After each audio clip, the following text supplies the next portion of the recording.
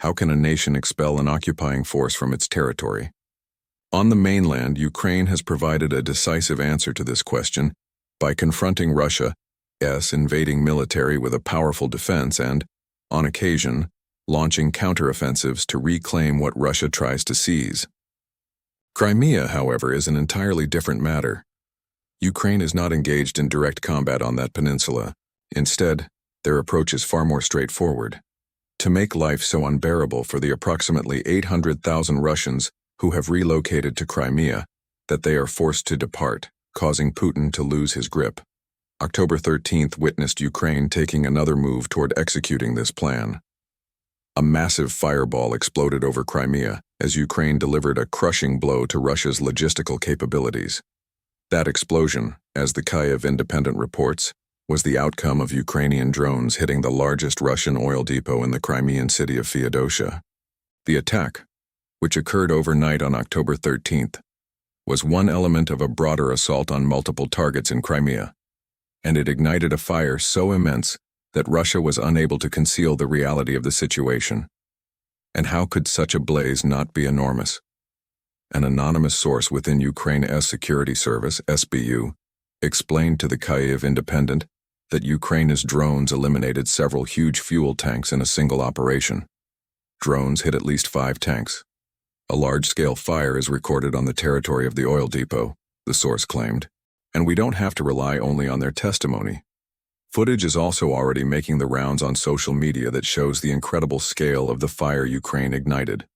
One of these videos comes from an unexpected source, a man named Jurgen Naudit, the managing director of an education company, who also makes his pro-Ukraine stance clear in his ex-biography, shared a 5-second clip to the platform.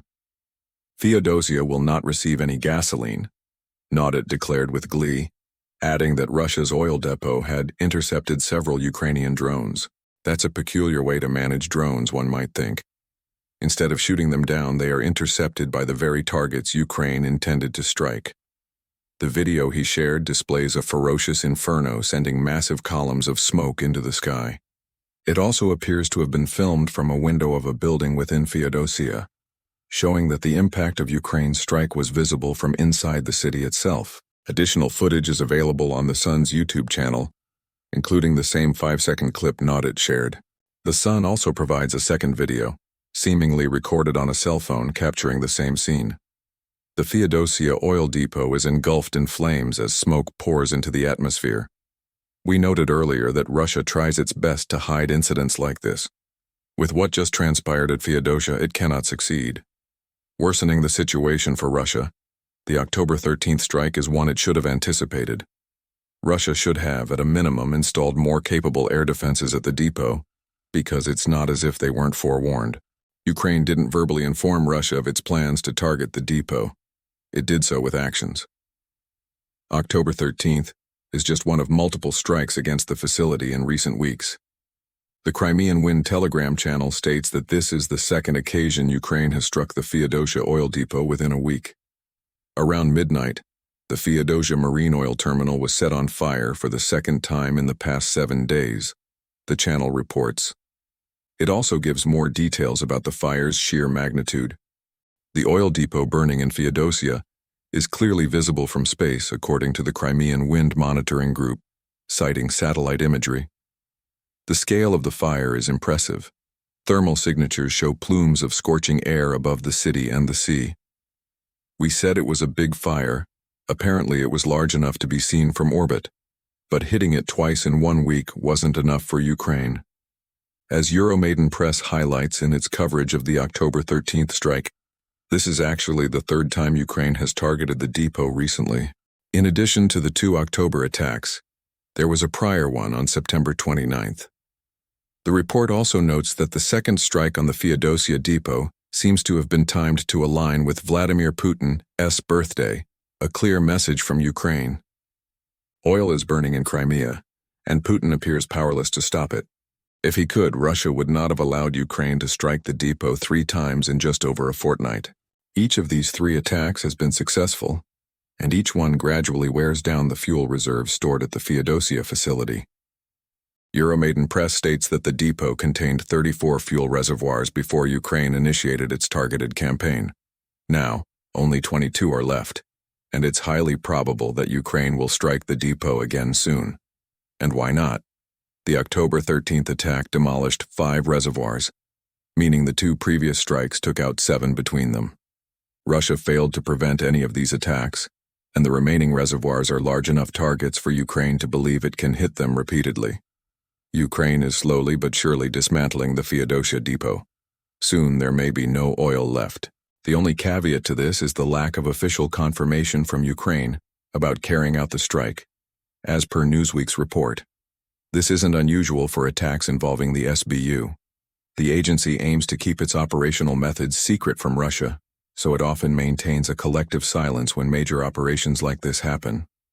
With Russia having no official details, it is even less likely to develop the necessary air defenses to shield Feodosia from future attacks. Ukraine has already capitalized on these vulnerabilities 3 times and will want to protect any chance to do so again. There is, however, some level of confirmation, initially from the source who spoke with the Kyiv Independent and later from Russia itself. In addition to revealing that the SBU had hit 5 tanks in Feodosia, the source also clarified that the SBU was responsible for the entire operation. The SBU continues to systematically reduce the enemy's military, logistical, and economic capacity to wage war against Ukraine, the source conveyed to the Kyiv Independent. This is another typical statement from Ukraine. It has been targeting resources, especially energy-related assets, inside Russia and occupied areas for most of 2025. With every fuel tank that burns, Russia has slightly less oil for its front lines, for its populace, or to sell for the funds needed to sustain Putin's war. Just as the repeated strikes on Feodosia show Ukraine chipping away at a single facility, the broader campaign sees the country chipping away at an oil industry that is absolutely crucial for Russia's survival. As for Russia, it has deployed some of its standard excuses, along with tactics it frequently uses to try and stop news of such damaging strikes from reaching ordinary Russians. In Feodosia, Euromaidan Press reports that Ukraine's strikes were strong enough to cause disruptions to public transport.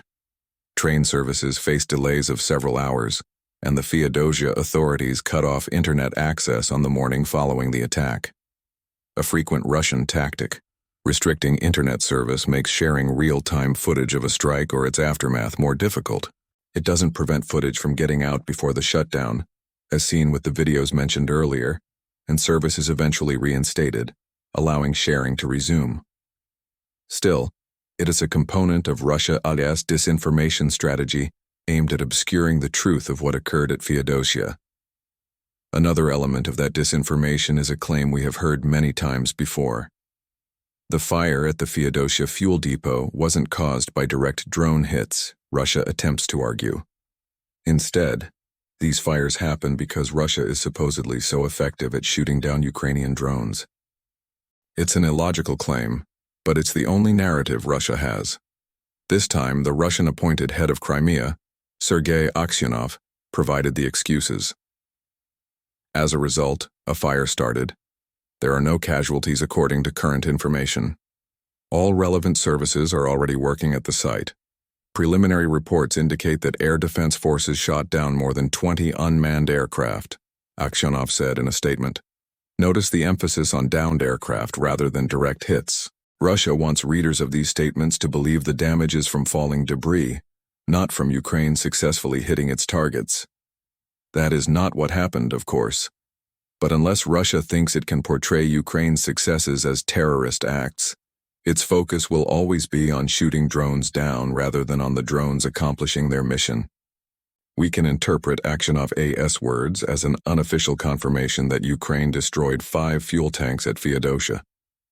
A fire started is a very understated way to confirm the huge inferno seen in the footage. The Kyiv Independent adds more numbers to Russia's interception narrative. The outlet states that Russia's defense ministry has confirmed the Feodosia incident was part of a wider series of attacks that Russia allegedly foiled. The ministry claims Ukraine launched 103 drones into Russian and occupied territories, all of which were intercepted. Approximately 40 of those drones were aimed at Crimea, which suggests the 20 Aksionov mentioned were just a portion of a larger swarm. We'll return to that point shortly. First, let's look more closely at the Feodosia depot that Ukraine has repeatedly targeted. We already know it's the largest depot in the city, and that its fuel reserves are dwindling due to Ukraine's attacks. The Kyiv Independent adds that the depot is situated about 155 miles from Ukrainian-controlled territory, placing it well within the range of Ukraine's drones and some of its long-range missiles. The depot has a capacity of up to 250,000 tons of fuel, a large portion of which supports Russian forces. However, the outlet notes that the depot is also a multifunctional facility. It's used to facilitate the transshipment of Russia's oil products between sea vessels, rail tankers, and road transport. So, on October 13th, Ukraine didn't just destroy fuel. It started a fire so large that it likely crippled a vital logistical hub in Feodosia. Knowing the depot can hold 250,000 tons of fuel, we can also calculate roughly how much fuel Russia has lost from Ukraine's repeated strikes. We previously mentioned Feodosia normally has 34 fuel reservoirs, with only 22 left after 3 strikes. Assuming each reservoir holds an equal share, each one can store just over 7,350 tons of fuel. With 12 reservoirs lost, Feodosia has lost 88,235 tons of fuel to the fires. That's a significant amount of fuel that will not reach the front lines. A moment ago, we noted Russia's claim of downing 40 drones over Crimea, with 20 supposedly taken out over Feodosia. This suggests the oil depot wasn't Ukraine's sole target on October 13th. And it wasn't. 2 other targets were also part of Russia's energy infrastructure, though they serve a different purpose. Militarny provides the details in an October 13th report. It points out that the open-source intelligence Telegram channel, Dnipro Osint, has revealed Ukraine also successfully hit 2 electrical substations. The first was a 330 kilovolt substation in Simferopol, and the second was a 220 kilovolt substation in Kaffa. The latter strike has been confirmed by NASA's firm's satellite monitoring system, the report says. These substations have a critical role in the power infrastructure of occupied Crimea, Militarny explains. They are part of what is called a power bridge to Crimea, which consists of several overhead cable transmission lines connecting Crimea to Russia's Krasnodar Krai region across the Kerch Strait. These lines feed into substations within Crimea, from where electricity is then distributed across the peninsula. So on October 13th, Ukraine didn't just eliminate Russian oil, it also attempted to cut Crimea's power, giving the occupying residents a small sample of what Russia is inflicting on the Ukrainian people. This was a tit-for-tat move. After all, Russian attacks have been causing power outages throughout Ukraine. Pravda reported on these outages on the very day Ukraine launched its aerial attack on Crimea, noting that the Donetsk and Dnipropetrovsk regions had to implement controlled emergency blackouts. Sumy, Poltava, and Kirovohrad are also facing these outages, along with Kharkiv, Chernihiv, and Zaporizhzhia. Ukraine is trying to hit Russian citizens where it counts without causing civilian casualties. Hitting electrical substations in Crimea is an effective way to do that, as is destroying fuel reserves on the peninsula. This brings us to the implications for the war moving forward. It would be incorrect to say this is a game-changing attack by Ukraine, regardless of how massive the resulting fire was. Ukraine is executing a death-by-1,000 cuts strategy, and the destruction of more fuel reservoirs at Feodosia is part of a much larger plan that will ultimately compel Putin to abandon his invasion, because Russia will lack the resources to complete the takeover. This is more lost fuel for Russia, and it comes at a time when Russia cannot afford to lose any more. Over the last couple of months, Ukraine has waged a concerted campaign against Russia's oil refining and its refined products, like gasoline and petrol. By October 10th, the commander-in-chief of Ukraine's armed forces, Oleksandr Syrsky, was celebrating Ukraine's successes in this area. In a Facebook post, Syrsky wrote, "Last month, the number of hits on the territory of the Russian Federation was brought to 70. The production of fuels and lubricants, explosives, and other components of the Russian military-industrial complex is being destroyed in the aggressor country. In particular, oil refining in Russia has been reduced by 21%. It's the 70 strikes resulting in a 21% drop in Russia's oil processing that will be of most concern to Putin. That 21% might even be a conservative estimate. Just days before Syrskyi's post, reports indicated that Ukraine had incapacitated about 38% of Russia's oil refining capacity. Whether it's just over a fifth or nearly 2/5, the figure is uncomfortably high from a Russian standpoint. We are also witnessing the effects these strikes are having on Russia. As the Kyiv Independent reported on October 8th, Russia has been facing gasoline shortages so severe that it has had to introduce restrictions in multiple regions. Occupied Crimea is one of them, which we'll revisit shortly. Other regions with major shortages include Chelyabinsk, Sverdlovsk, and Tyumen, all of which have imposed fuel caps limiting customers to buying only a fraction of what they would need to fill a tank. CNN adds that Ukrainian President Volodymyr Zelensky has claimed Russia is now short about 20% of the gasoline required to meet its domestic demand. Returning to Crimea, Ukraine is targeting this region specifically for a couple of reasons. We've already touched upon one.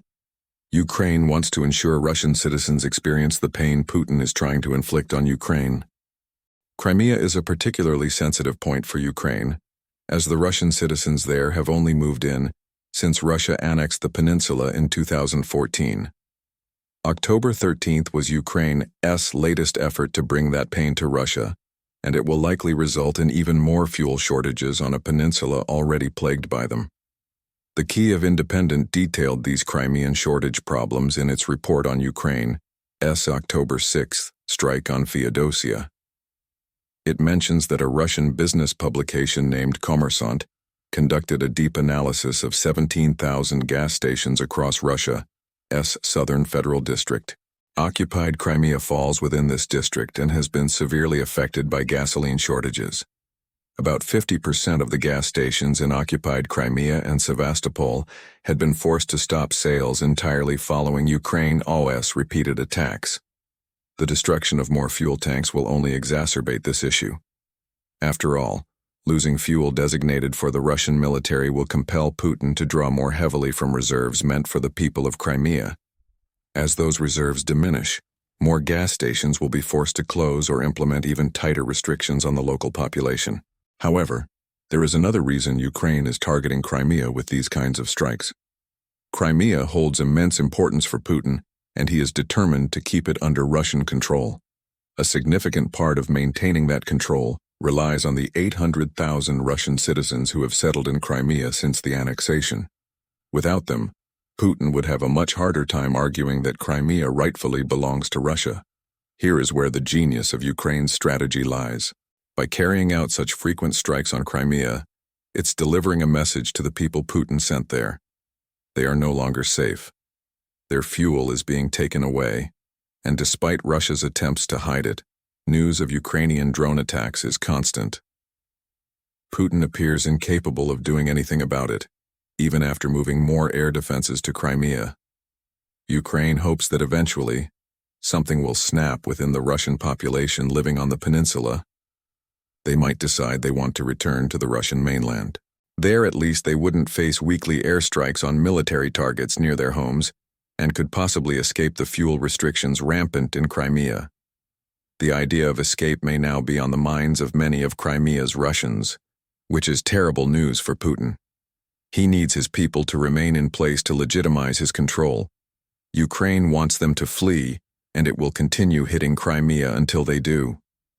Right now, Ukraine wants Crimea's Russian population to understand that their window of opportunity to leave is closing. This was suggested by Rafat Chubarov, the chairman of the Mejlis of the Crimean Tatar people. On June 3rd, Pravda reported that Chubarov had recorded a message aimed at Crimea's Russian occupiers. As you are already beginning to realize, the illegally built Kerch Bridge that connects occupied Crimea to the territory of the aggressor country, Russia, will soon be destroyed, Chubarov stated. That warning followed a June 3rd strike on the Kerch Bridge by the SBU. Chubarov continued, saying, "And you may find yourselves trapped in a kind of pocket. That is why I strongly recommend you urgently leave the peninsula and go back home to Russia, to the places from which you illegally arrived and occupied Crimea." Essentially, get out while you can. As Ukraine demonstrated on October 13th, Crimea is a target it can strike as often as it wishes. If Ukraine shifts its focus back to the Kerch Bridge, Crimea's Russians might find they have no way to escape because Putin was unable to protect them. Ukraine's flying sanctions have struck once more, and it is drones that Ukraine uses to punish Putin for his refusal to accept peace. Learn more in our video, and don't forget to subscribe to Warzone Party for more updates on Ukraine's latest strikes in Crimea.